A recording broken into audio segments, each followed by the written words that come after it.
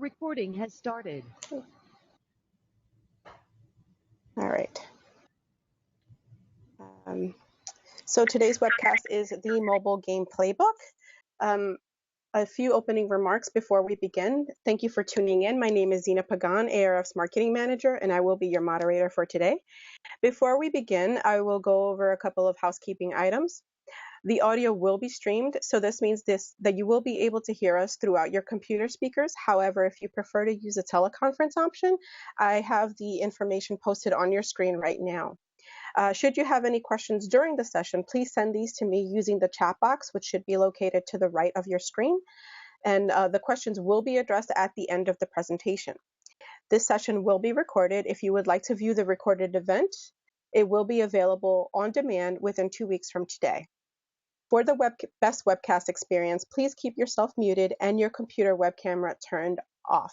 If I see that anyone's turned theirs on, unfortunately, I will have to boot you out as it will disrupt the viewing capability of the webcast. If you're following us on social media, please use the hashtag ARF Webcast. And if you're interested in hosting a webcast of your own, please contact me at zina@thearf.org. The ARF does have a few events coming up. We have our next webcast on June 1st. It's with Ipsos, and they will cover the U.S. election. They have an Inside Track series, and this will be part 2 from the webcast that we had earlier in May. And then following that, on June 2nd, we'll have the spring session of the Leadership Lab. We will be covering neuroscience in the creative capability. So if you have any interest in getting certified in that or know of anybody that would find this useful, please send them my way and I'd be happy to help them out to get them registered. Also, we are planning to have our audience measurement event, if you haven't heard, next month. The dates will actually be June 12th to the 14th. We added an additional day. So the Sunday, we will have some programming, and it's here in New York City. This year, we have Sarah Hofstetter from 360i and Kathleen Hall from Microsoft. And just added this week, we have Mark Addix, who's the former CEO of General Mills, and Lori Hiltz from Havas Media as keynotes. If you're interested in either one of these events or other ARF programs, please let me know and I'll be happy to direct you to the correct party. And without further delay, I will introduce to you Hannu Verkasalo from Verto Analytics. Hannu, are you on? Thank you for the introduction here. I will start sharing my screen right now. Let's make sure everybody will see that. Can you confirm all is good and you confirm all is good and you Okay, I'm seeing you're loading your presentation. Yeah. And you're good to go. Thank you so much, and hello everybody. Very nice to host the webinar today. My name is Hannu Verkasalo. I'm the CEO and founder of Verto Analytics. And today we will be talking about mobile games, one of those areas where the ARF hasn't done so much work earlier, and we decided that it might be worthwhile to take a look at mobile games to help mobile game publishers to understand better what could be the use case and the benefit of using audience measurement data to drive their business, but at the same time for the wider advertising industry to think about mobile games as a vehicle to deliver advertising to consumers in the right way. We have today interesting industry people, Angelo from SuperData Research presenting some of the insights on mobile games, and T.S. Kelly, the media strategist, talking about some of the more audience measurement focused topics in terms of the mobile games. Before we let the gentleman to talk about mobile games, a few words about Verto Analytics. We are a global cross-device audience measurement company. We are focused on measuring anything between streaming and games, anything between sites and apps in the cross-device world where people not only use computers, but they use smartphones, tablets, smart TVs, and all of these other devices to connect to the internet and engage with content. This is very much needed today, as more than half the time spent online it's already taking place on mobile devices. If we think about mobile games and how we could provide data and insights on the mobile gaming industry, it's been a fairly quickly growing area of time spent. 5 years ago, mobile games wouldn't probably be a topic of this kind of talks, but today, mobile games are the third biggest category of mobile time spent in the US, and they are increasingly monetizing via in-app purchases and advertising. And that really leads into the topic of today, why we need to understand better how to measure that world. In our research using panels and census data, we bring all of these key things, including cross-device behavioral data, together with things like purchase behaviors and demographics and all of the other details we need to understand better what goes on in the head of a mobile gamer. With our clients, including some of the gaming companies and major internet companies, we've been studying mobile games already for years, and today we are very proud to present some of the insights with our data and partners on the webinar. With these words, thanks for joining, and I'm going to hand over to T.S. Kelly to take over from this point onwards. T.S., floor is yours.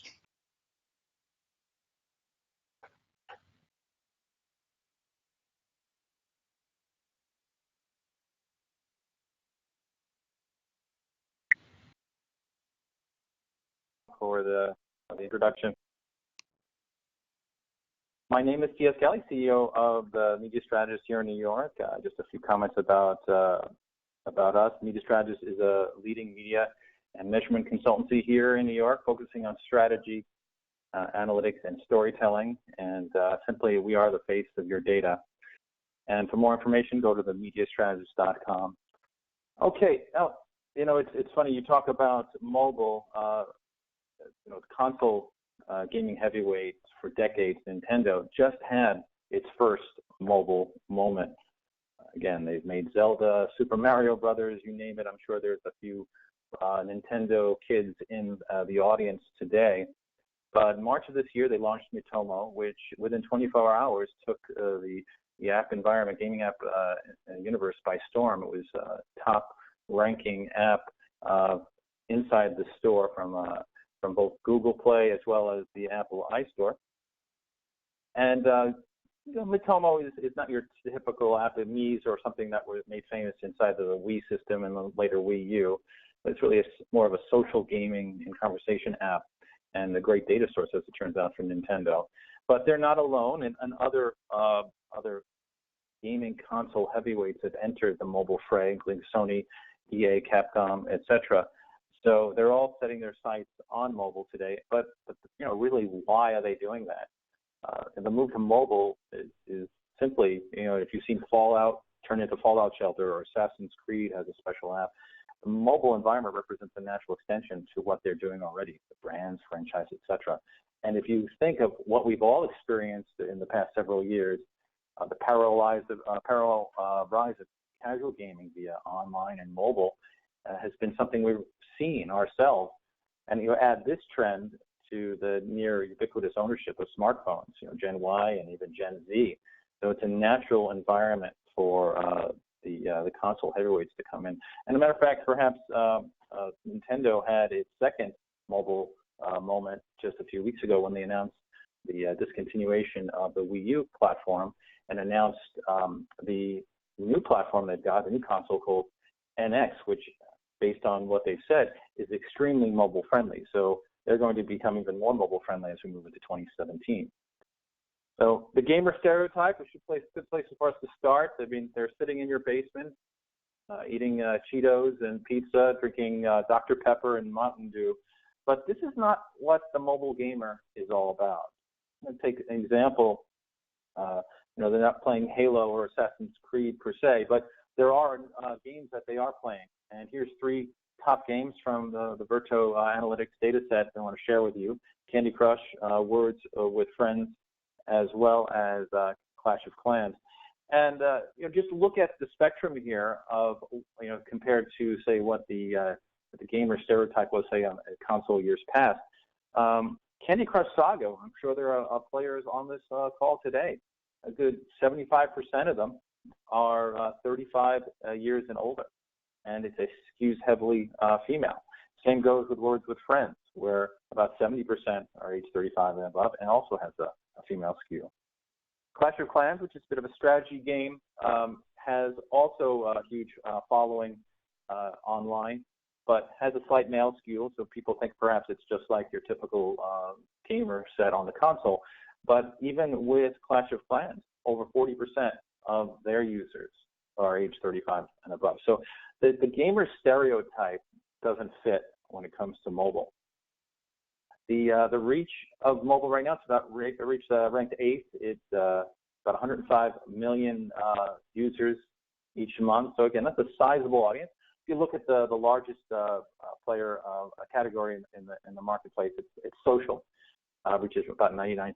But in comparison, it's still ranked 8th, which is quite sizable. Drilling down to those 105 million users, 77 games right now reach 1 million users or more each month. So this is a sizable environment with a huge following on an individual game level. And as we see the mobile app evolution evolve in the months and years ahead, that 77 number is going to rise. And we're going to see more games surpassing 1 million and 5 million and perhaps more. So it's just the beginning of this process. Now, yes, it is ranked 8th. And something that Hannu said just previously, he was actually looking at March data. If you look at the more recent data, as a matter of fact, size doesn't matter. Games are actually number 2 in time spent. So size does matter, but so does engagement. So 1.15 billion hours spent playing games by United States game app users. So in the United States, 12% of all app hours spent focus just on games. That's second only to the games category. So it's a sizable audience and spending a significant amount of time doing it. And we drill down even further. So, which games they're playing.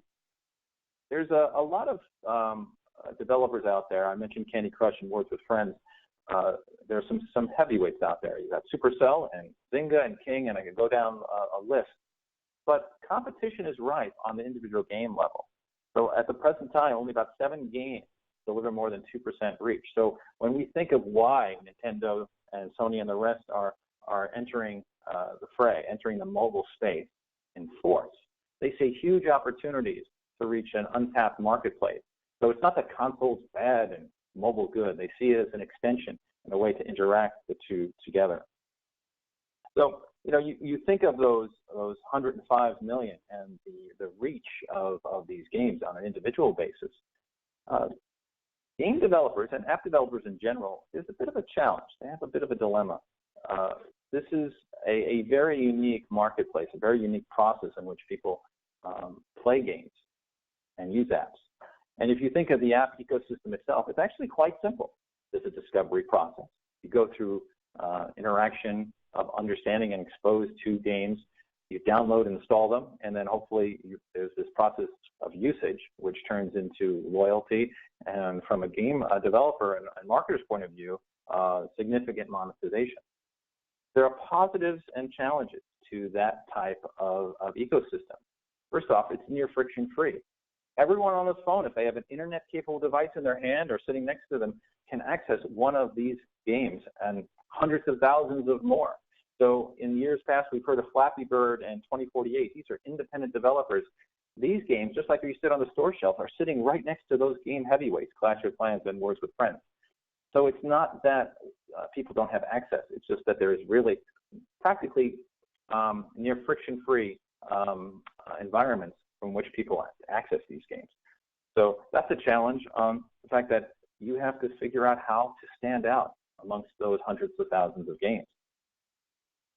And if you ask the developers who are trying to figure that out, that's their number one concern on their minds right now. There's a survey in late 2014 looking specifically, and it's plotted there just by based on the environment, but 43% of all developers look at the most challenging aspect of their game experience right now about distributing games is focused on marketing. And you drill down deeper. The most challenging aspect of that is purely discoverability, making people aware that their games exist to start the process of adoption. And again, formatting-wise, typical marketer challenge here is that we see app discovery as the first step. So when we change the lens over to marketing from the developer, they pass the baton. About 2/3 of consumers look at the App Store as the key environment in which they are discovering games. But there's a key third element of about 37% of installs happen via an attribution path that starts with your typical advertising environment activities, your social, your search, your peer reviews, and et cetera. And then you go down this winnowing effect, this process from download to adoption, and you see those numbers slip a bit, the 40 to 60% adoption rate, hoping that once download happens that there is usage that takes place. And then over time, weeks pass, that there is continued activity or retention. And then finally, that last one on the end there, 0.2 to 2%. Monetization typically happens based on the source and the platform with less than 3% of all app gamers. So you have that 105 million, or if you have 5 or 12 million, depending on the millions of users you have each month, those developers and marketers, based on their business model, are looking at that 3% as where some of the revenue comes, which could be obviously through in-app purchases, etc. Now there's a parody, which you may or may not have seen. It's from season 18. My goodness, South Park seems like it's been on forever. Back from season 18, called Freemium Isn't Free. And one of the poor souls, one of the kids in South Park got addicted to a free-to-play game. And you see the challenges that follow suit of why this happened. But monetization, again, just to reinforce that, and all kidding aside, takes place with less than 3% of all app gamers. So there is this challenge of finding revenue from this process of developing games. And that's something that developers need data to understand. And the time is the key ingredient to understand that, going from exposure, download, to usage, and finding that valuable player segment that will bring them business success, as well as game success. Looking at some Verto download data, just specifically at installs on the gaming category on a daily basis, Monday through Sunday. And as you can see, 2 days stand out, Tuesday and Sunday. But the highest average downloads, they happen on those days. But we do see, as the week progresses, that people start thinking about their leisure activities, and downloads take place at a higher clip as the weekend approaches. And overall, though, we do see these 2 days. Why not Monday? Again, we're getting into our routines. Tuesday, perhaps we've got those routines set, so we're doing it during the day, we're doing it during the commute. To give a little bit more detail, I'm going to drill down now on those 2 specific days that seem to pop up in the games category. As you can see from early morning all the way into the prime hours, is that general rise. And we've seen that, say, with other media channels, say TV, et cetera, where the evening hours tend to be prime. We tend to see that in game downloads and installs as well, but with some subtle differences. You think of your own commute today and those moments that you stole away in the elevator on the subway platform, where you're playing games or you're discovering games. So there is these peaks and valleys you see from that morning commute between 8 and 9. If you look at the dark blue, there's a bit of a spike around the noontime hour, and then the evening commute, and then those times where the multi-screen takes place. That critical issue of how people are exposed to games. We've seen a lot of ad inventory now on TV because of these types of download behaviors. Mobile strike and the rest, you've probably been exposed to them. This is the reason why. Same thing on the weekend with Sunday, but we do see the spikes midday, people perhaps sitting in their hammock and downloading games, but that evening hours where the spikes take place as well. Games compared to the other categories, also significant to focus on, all tend to follow the same path of retention. So we're shifting from discover and download to the process of retaining users. And I mean, again, these all follow the same type of pattern. That first week, most critical, especially the first few days where adoption happens or it doesn't happen. And that retention drops below 50% and even more depending on the category. Games tends to do the best, as it turns out, based on the passionate users, the profile of them. But what we need to realize as marketers in this space and as we measure behavior, that sampling is the norm. You think of going into the shopping center and the shoe store, trying on dozens of pairs of shoes before you choose the one that you take home. There's very little friction in the ecosystem in apps, just like you go on and try every pair of shoes in the store. Same thing as, say, browsing magazines in the magazine rack. You could go through dozens and then decide which ones you want to take home. That's the reality with apps sampling. On an individual basis, there are subtle differences. We see that general trend, the same trend, but as you can see, as we move through different types of apps, these are the three big ones I mentioned before: Words with Friends, Candy Crush, Clash of Clans, all doing that same type of behavior. But solitaire, perhaps because solitaire is available in different forms and fashion, you find people testing the experience, and if it's not what they like, they move on to the next version of solitaire, or perhaps to other games.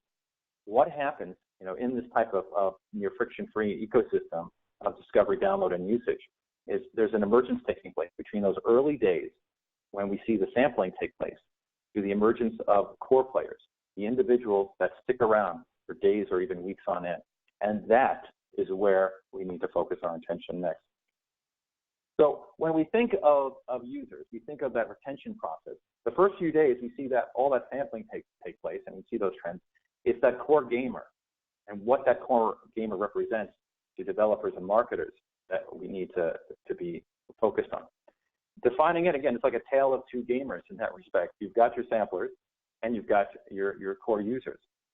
On the core side, we did analysis looking specifically on a quintile basis. So all time spent with games, breaking up by 20%. 40%, top two quintiles represent near 90% of all time spent with games. Now think about that. We're breaking up into 5 groups, and the top 2 quintiles spend 90% of time. So when you think of that sampling process, all of a sudden we see the idea of emergence of segmentation of messaging, talking about those that need to go from sampling to actual users to heavy users, and then finding the monetization process amongst those individuals. That heavy gamer, that top quintile, 2/3 of usage. Conversely, the lightest gamers, 3% of time spent. So again, that segmentation is critical at this juncture, especially when we go from retained users in the first few days to the next several weeks. Time spent each day on a daily basis, the core gamer is distinct, 2.5 or even 4.5 times the average gamer as far as usage. 2 minutes compared to 24 for the light gamer. Think about your own experiences in those kinds of open spaces that you've stolen away in the commute, in the elevator, waiting at the doctor's office, versus the core gamer. Very different behavioral attributes start to take place. You are probably somewhere in there as a gamer, maybe not working for every game, but you certainly are trying games and using games. And core behaviors start taking place with those games that stick around. Games and sessions are also follow that same type of path. We see the number of games people play is actually quite limited. 1 or 2 games for the heavier users and barely 1 game for the light users. And think about the fact that it's not just about the game, it's about the number of sessions as well. So you could be playing Candy Crush 2, 3, 4 times a day, whereas other games, such as like Clash of Clans, may be a number of different sessions with different types of attributes and also session time. So gamers today, average-wise, about 5 minutes per session. You look at the heaviest gamers, and we see that jump up to about 6 minutes. So that's not a lot of time. You think about it, 5, 6 minutes on a session, versus the other types of games that people play on a console where you're dedicated and focused on the screen. These are the sessions we have when we're stealing moments, as well as the longer periods of time. Just a few more slides here. I'm going to pass it over to my colleague, Angelo. Looking specifically at core gamers, okay? Think about it from, we talked about it from the concentration in quintiles. 40% of all users, in the case of these 3 games, represent over 90% of time spent. So again, you think of the way people abandon shopping carts, or they go through an attribution process from exposure to purchase. Even more acute that we have different strategies for those different groups. If you're trying, again, to get people to spend some time with games versus no time or little time, versus becoming a heavier gamer to create a monetary strategy, either through ads or in-app purchase, or you're even more importantly trying to steal or try to get people to switch from your competitors' games to yours. Understanding behaviors here are critical. Here's an example of that before we sum up. First, let's take a look. What I did here is take the quintile analysis and compare it from session duration on an average basis to number of sessions per month. Clash of Clans has the most acute change just based on focusing just on the core user. We go from, if you see that dot on the green dot on the left of the arrow, just over, again, 100 sessions a month, which is a very, very active user. But as you can see, when you look specifically at the core gamer within that group, after a specific amount of time, it jumps all the way to over 300. So very different engagement strategies, interaction, communication strategies between your average player and one that is using, you think of frequent flyer miles or other approaches towards platinum level status. Imagine platinum level status with Clash of Clans players, and that's what you have here. Words of Friends plays a similar type of change between average and core user. Candy Crush and Solitaire, a little bit different, but still important, top left quadrant. More sessions, again, shorter duration, those stolen moments in the elevator or in commute time. You look at the core user, there are more stolen moments and more sessions. You see people playing these games all the time on the subway. Clearly, you can tell the core gamers from those that aren't. And then Solitaire follows the same suit. So here we have that shopping cart abandonment, full flower. You see sequential exposure, or that mix of messaging that you'd have between different types of strategies talking to the average or light gamer versus the heavy user, or mixing video and display. These types of strategies need to go into the segmentation process of how you communicate to your gamer, especially the core gamer. So in summing up, sum up here, just a couple of things focused just on what marketers and developers need to think about. Mobile is down full flower.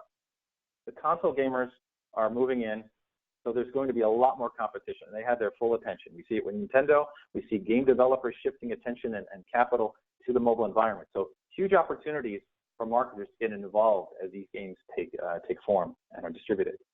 And size doesn't matter. Again, we have a lot of apps we use every day. Engagement is crucial, and we're seeing that specifically with the games category. Second in overall time spent, over 12% of usage of apps just with games alone. But the ecosystem is different because small and large developers, independent and the big conglomerates, all sitting on the shelf next to each other. And that's a mixed blessing between distribution and being able to stand out. So a unique strategy is required for the games category. And you've got a mixed exposure.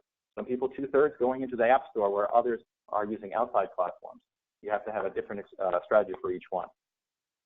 Finally, recognizing that behavior, we saw that both on a category level as well as an individual app level. It's going to happen. In the first few days are critical for all of them, but different patterns emerge as we see the days and weeks progress. All aboard, sampling is the norm. Just take that for granted that you're going to lose a significant portion of those folks those first few days until you get to the core.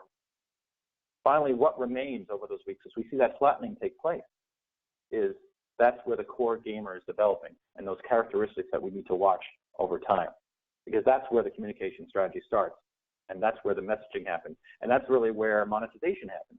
As we try to look, as Jonah was looking for that whale, looking for that 3% of individual players. Think about that. 3% are really the focus of revenue. Those are the ones from monetization strategies that developers need. So marketers are thinking about not just getting the download and usage and retention, they're thinking about who are going to be those whales, those heavy gamers. All right, I'm going to pass it over to Angelo, who's going to dig a little bit deeper with some special examples of how some of these strategies take place. Angelo. Cool.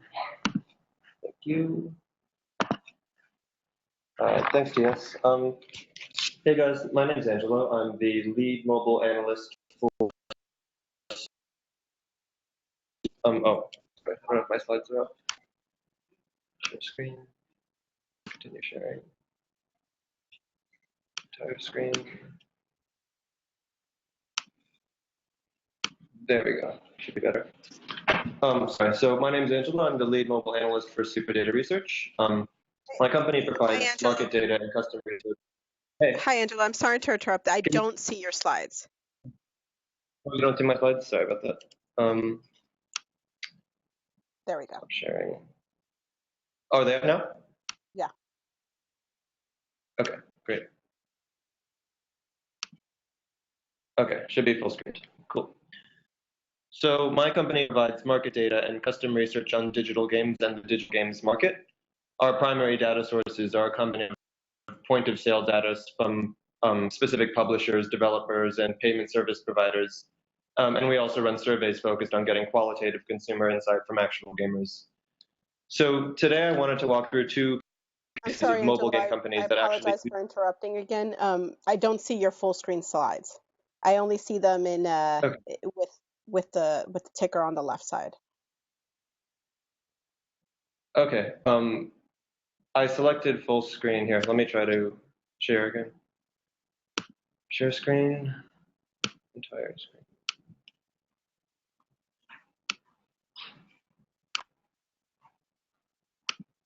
How about now? Does it full screen? No. Do you see the slides at all? I do see the slides. I just see the ticker on the left-hand side. So with the preview of the upcoming Okay, so slides. it's okay. That shouldn't be the case. Let me. It's not changing at all, because it might be the lag of when I just opened it. No, it's not doing That's it.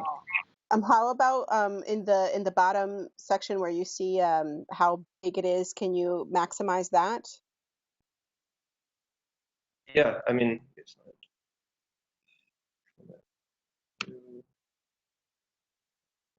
Slide. Normal view. Yeah, how about now? No.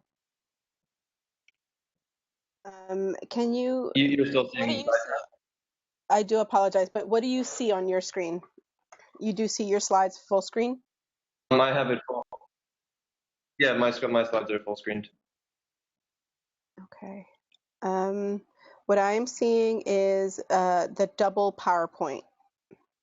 There we go. I see it. Okay. It should say mobile games research at this. Yeah, Hannu here.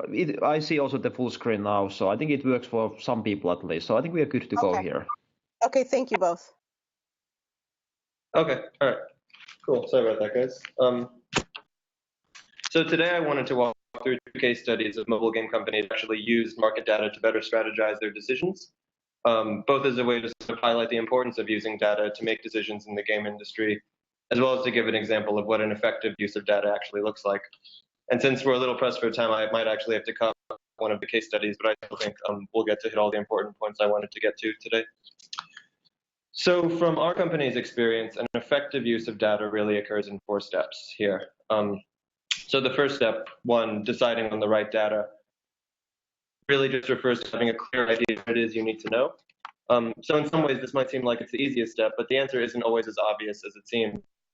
Any mistake that happened in this phase can really throw up anything later.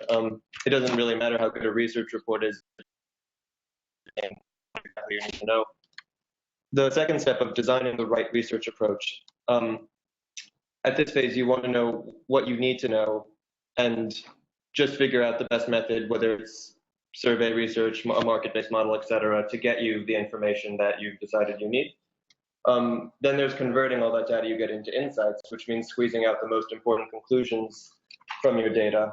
And this is something that all good research companies should really help you do, but it always pays as a client to do some analysis on your own. And finally, the last step is taking action, making effective, informed decisions based upon real data that you get instead of conceptions of what the market is that are more based on impressions than actual evidence.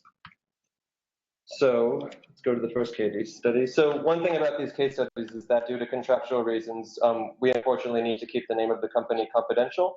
A lot of sensitive business information gets released in the research process.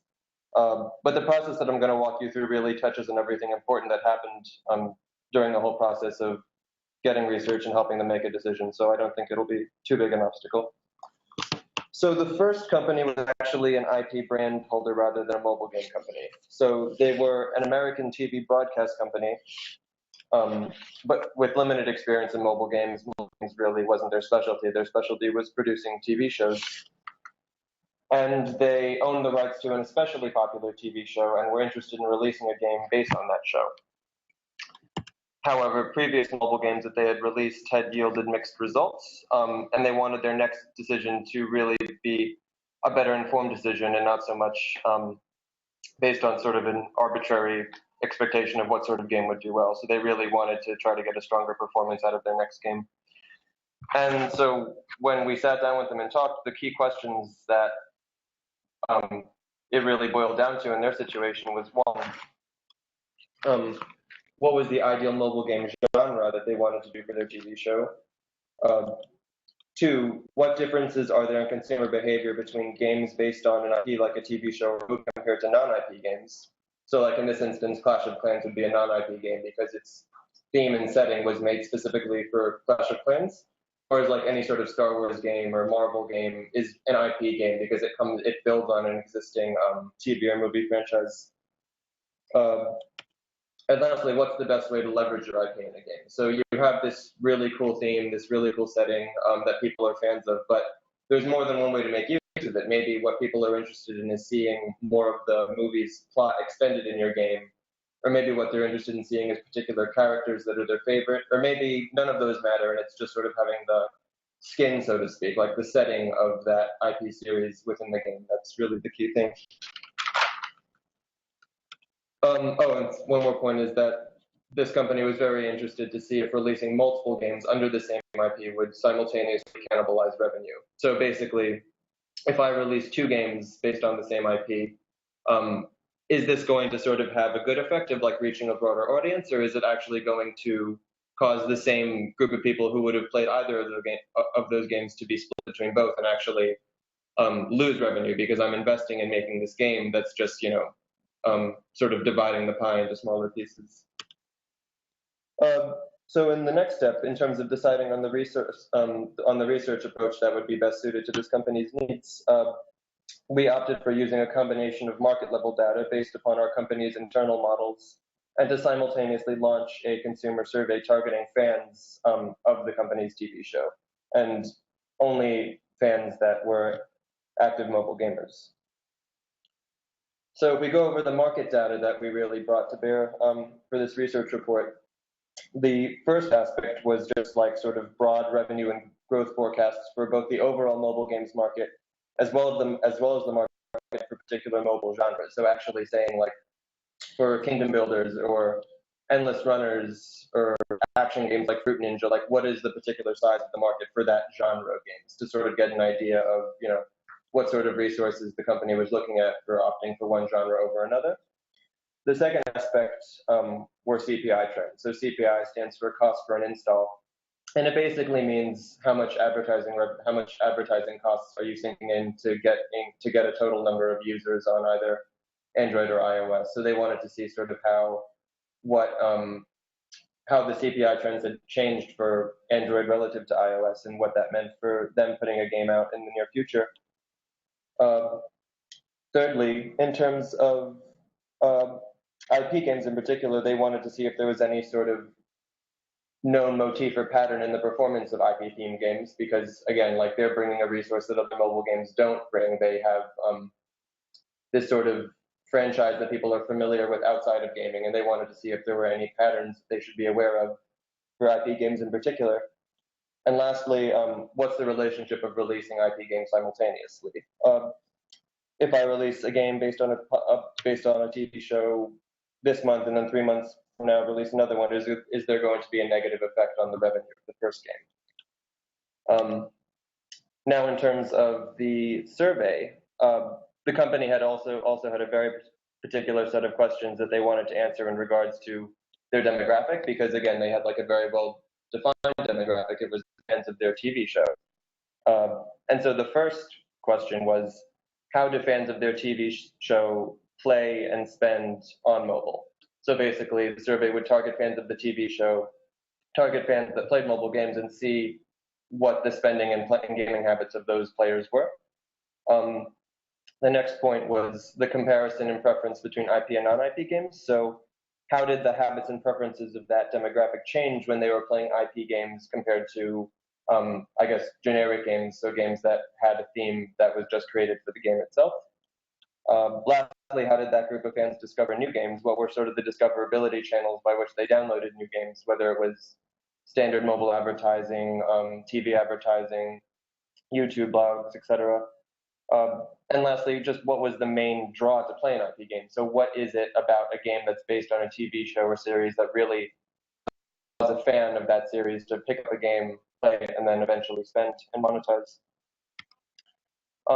So now we get into the most important research findings that came from this report that we wrote for them. And the first finding was that even though the mobile market is highly competitive and already saturated, the show had a very large number of fans, and this body of users gave the company a huge advantage to penetrate the market.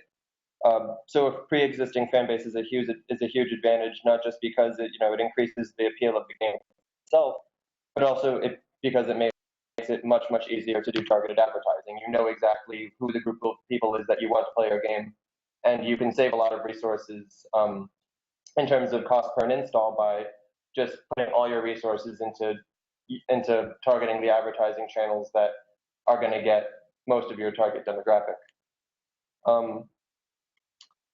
So the second important finding was in terms of genre, and sorry, the legend on this got a little bit switched. Genre 1 and 3 should be switched in terms of color, but basically what happened was there were 3 primary genres the company was interested in, and when we actually did a study on the audience size and the market size of these different genres, we found one genre was just like very unsuccessful across the board. There were few users.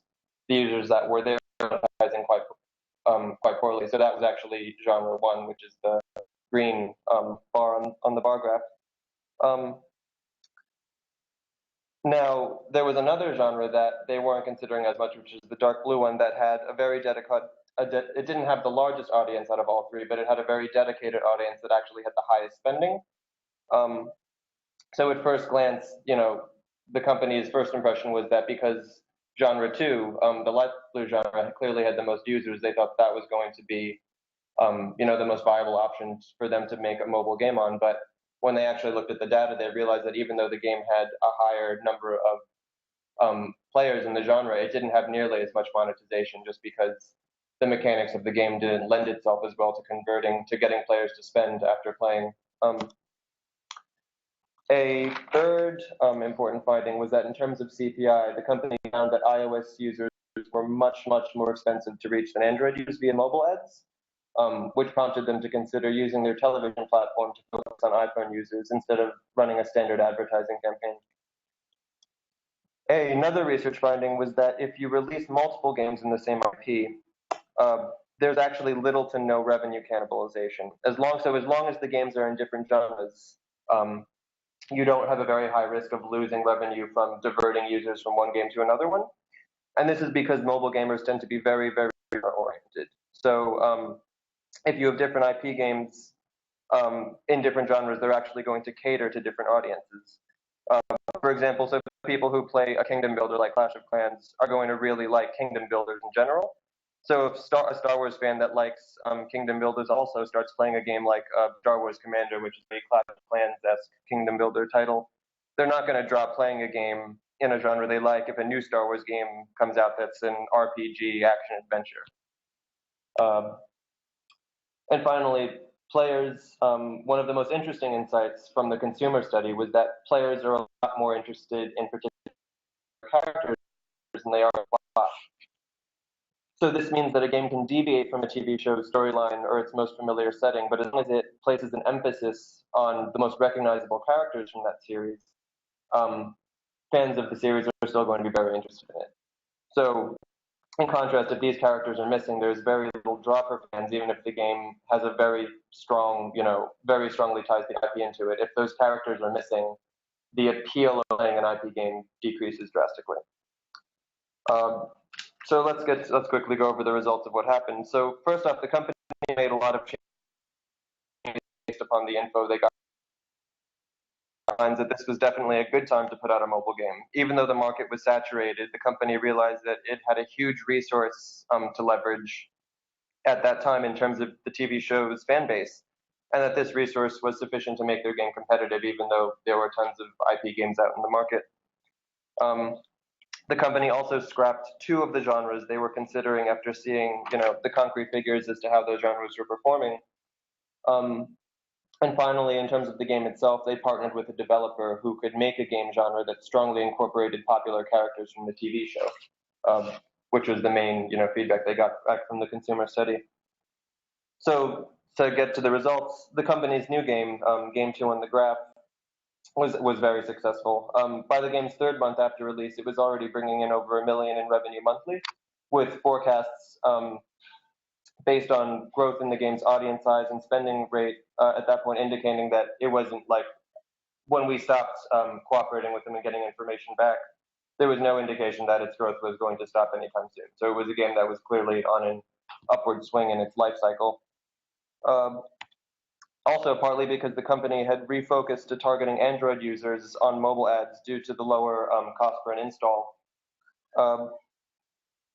The monthly active user base and spending on Android for the game ended up causing revenue for Android to come in about 15% higher than iOS revenue, despite the fact that iOS users tend to have a much higher average ARPU, which stands for average revenue per paying user overall.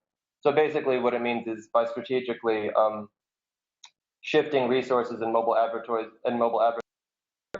from iOS to Android, they were able to reach a much larger audience. They were able to get more bang for their buck,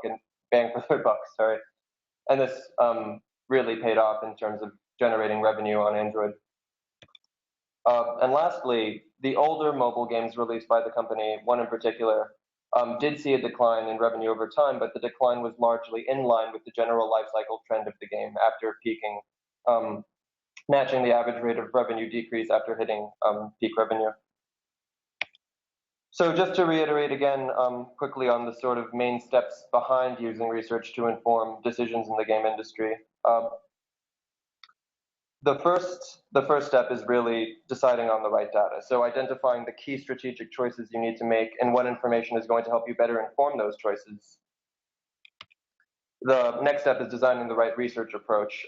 So this partly means choosing the right type of method to get the data you need, and partly finding a research partner that has expertise in that particular sector of the industry.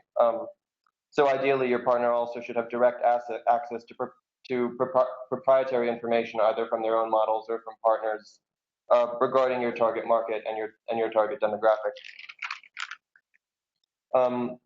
Converting data into insights, both making sure that your research partner does due diligence in terms of helping you analyze your data, but also being willing to devote sufficient brain power to coming to conclusions on your own to check against their conclusions, which is very important.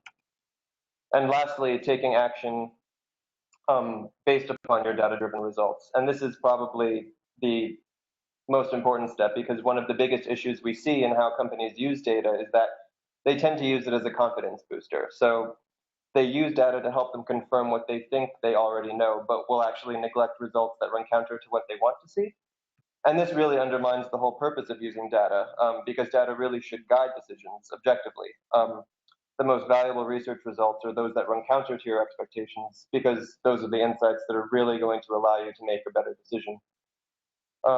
So that concludes my presentation. I hope it helped paint a better narrative of what we do and how data can help companies in mobile gaming.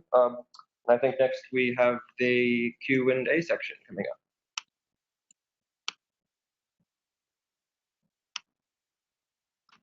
Thank you, Angelo. Thank you. Are you guys ready for questions? Sure. All ready. All right. So first question is, how are the needs of top gaming companies different from other digital publishers? That's a good question. It's Hannu Verkasalo here speaking. We have seen, at least among our clients at Verto, that the needs are fairly different from some of the other digital publishers we are working with. A couple of things that really come up in our minds all the time is that, first of all, it's more global.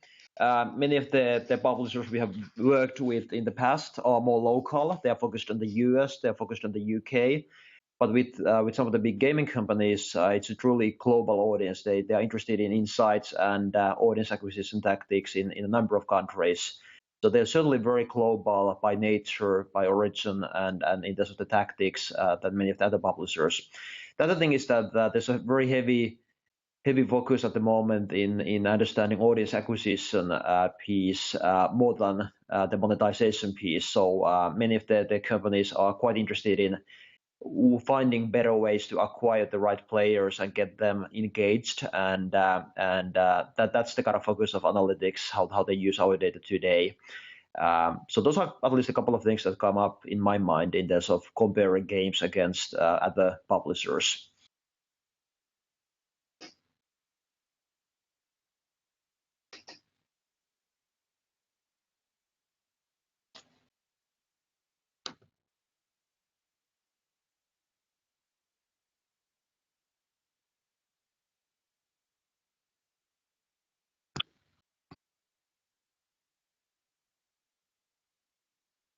Dina, are you ready for the next question?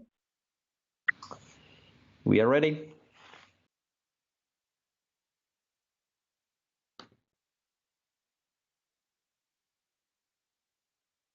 Did we lose our ARF moderator?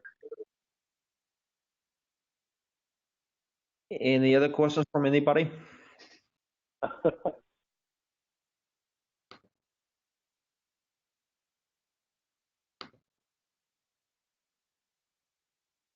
Right.